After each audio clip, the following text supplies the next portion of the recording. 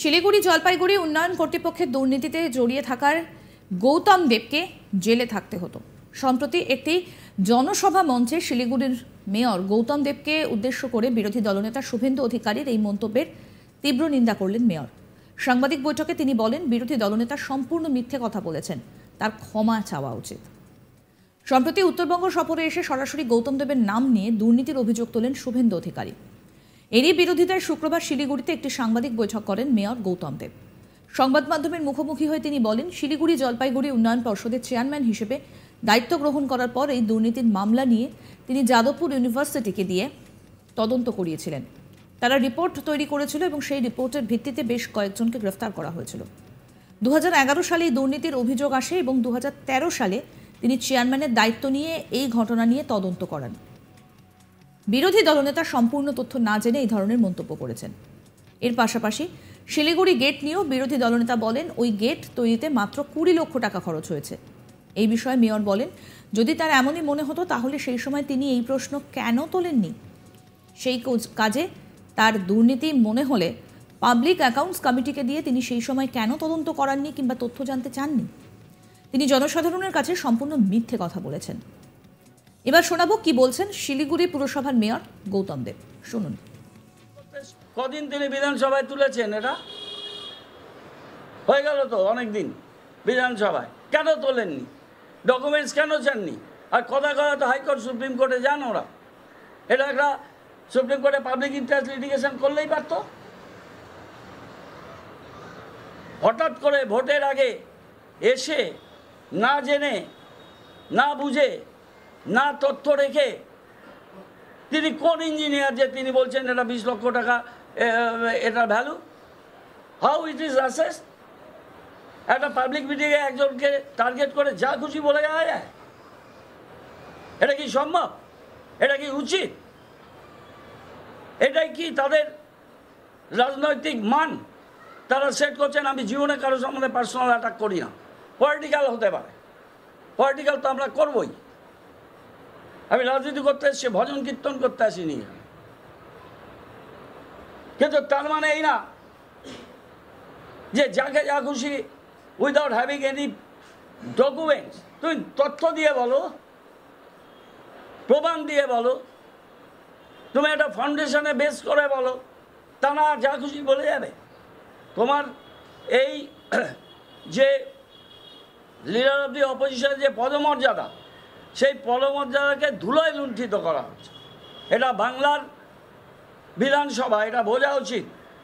এর মান মর্যাদা গরিমা এটা কিন্তু ভারতবর্ষের একদম উপরে, সারা বিশ্বের নজরে থাকে বাংলা।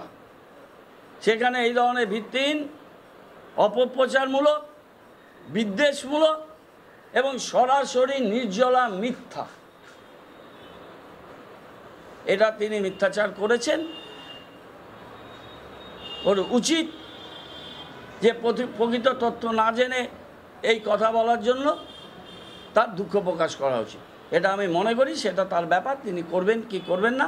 কিন্তু আমরা আই এম ভেরি মাচ শক যে একজন বিরোধী দল নেতা তিনি এই ধরনের ফার ফ্রম ট্রুথ, একটা অসত্য মানে কি, সত্যর থেকে কয়েক আলোকবর্ষ দূরে এটা আছে, সেইখানে তিনি এই কথাগুলো বলতে পারেন। এটা কল্পনার বাইরে। আমরা এটাকেই বলার জন্য আমি প্রথমে ভেবেছিলাম ইগনোর করব, তারপরে আমার মনে হলো এটা আনকন্টেস্টেড যাওয়া উচিত না। এটা আমাকে মানুষের কাছে এখন প্রেস মিডিয়ার থ্রু দিয়েই তো যেতে হবে, আর কোথা দিয়ে যাব? তাদের কাছে এটা আমার বলা উচিত। আপনারা এখানে লোকাল প্রেস, আপনারা জানেন, আপনারা দেখেছেন, দীর্ঘদিন পাবলিক লাইফে আছি আমরা। এই শিলিগুড়ি গেটও তৈরি হতে দেখেছে, আর এসজেডিওটাও আপনারা পুরোটাই জানেন, বেশি দিনের ঘটনাও নয়। ভালো করে জেনে আপনারা লিখতেই পারেন। শিলিগুড়ি জলপাইগুড়ি উন্নয়ন কর্তৃপক্ষের দুর্নীতি নিয়ে গৌতম দেবের বিরুদ্ধে শুভেন্দু অধিকারী কি বলেছেন, এবার সেটা শোনাবো।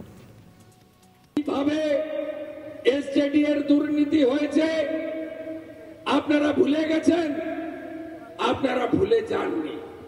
একটা গেট করেছে গৌতম দেব, ওই গেটটা হার্ডলি 20-25 লাখ টাকা খরচ হয়। ওটা কত টাকা খরচ হয়েছে জানেন? 4.5 কোটি টাকা। আপনি জানেন এসজেডিএস সিও আইএস অফিসার জেল খেটেছে, আর গৌতম দেব চন্দন ভৌমিকরা বাইরে আছে।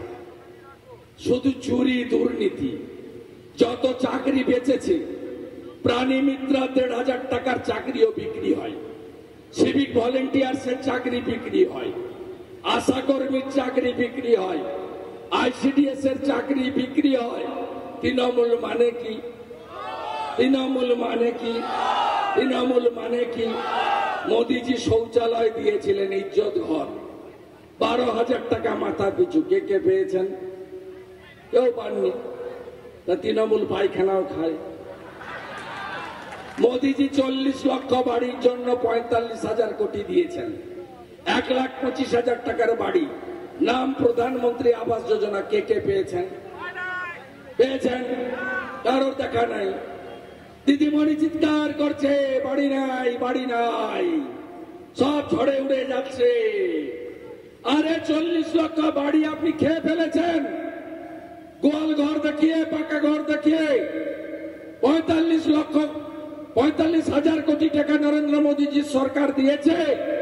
তার হিসাব তো দিতে হবে। বড় বড় কথা।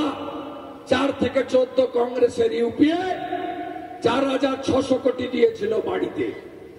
14 থেকে 23 নরেন্দ্র মোদীজি 45,000 কোটি টাকা দিয়েছে। আমাদের প্রতিনিধি জয়দীপ বাগ কি প্রতিবেদন তুলে ধরলেন, এবার শোনাবো। শিলিগুড়ি জলপাইগুড়ি উন্নয়ন পর্ষদ অর্থাৎ এসজেডি এর দুর্নীতিতে গৌতম দেবেরও জড়িয়ে থাকার ইঙ্গিত তুললেন রাজ্য বিধানসভার বিরোধী দলনেতা শুভেন্দু অধিকারী। এবং গত দুদিন আগে ডাবগ্রাম ফুলবাড়ি বিধানসভার অন্তর্গত আমবাড়ি এলাকায় একটি জনসভায় কার্যত গৌতম দেবকে এমনভাবেই কটাক্ষ করেছিলেন স্বয়ং বিরোধী দলনেতা। আর বিরোধী দলনেতার এই বক্তব্যে এবার তীব্র ধিক্কার জানালেন শিলিগুড়ি পুর নিগমের মেয়র গৌতম দেব। শুক্রবার শিলিগুড়িতে সংবাদ মাধ্যমের মুখোমুখি হয়ে গৌতম দেব বলেন, বিরোধী দলনেতা শুভেন্দু অধিকারী না জেনে শুনে এমন মন্তব্য করেছেন। কার্যত তার এই মন্তব্যের জন্য তার গৌতম দেবের কাছে ক্ষমা চাওয়া উচিত বলেও এদিন গৌতম দেব বলেন। প্রসঙ্গত বিরোধী দলনেতা শুভেন্দু অধিকারী এই জনসভায় বক্তব্য রাখতে গিয়ে বলেছিলেন, শিলিগুড়ি জলপাইগুড়ি উন্নয়ন পর্ষদ অর্থাৎ এসজেডিএতে যে দুর্নীতি হয়েছে তাতে গৌতম দেব এবং চন্দনের মতো ব্যক্তিত্বেরও জড়িয়ে থাকা ইঙ্গিত তিনি তুলেছিলেন। এবং প্রসঙ্গত 2011 সালে শিলিগুড়ি জলপাইগুড়ি উন্নয়ন পর্ষদে 200 কোটি টাকার প্রায় দুর্নীতির অভিযোগ ওঠে এবং এই ঘটনা তদন্তে নেমে তৎকালীন সিইওকেও গ্রেপ্তার করেছিল পুলিশ। কিন্তু বারবার বিরোধী দলের তরফে অভিযোগ উঠছিল। এই আরও আপডেট পেতে দেখতে থাকুন আজ তাক বাংলার ইউটিউব চ্যানেল, সাবস্ক্রাইব করুন।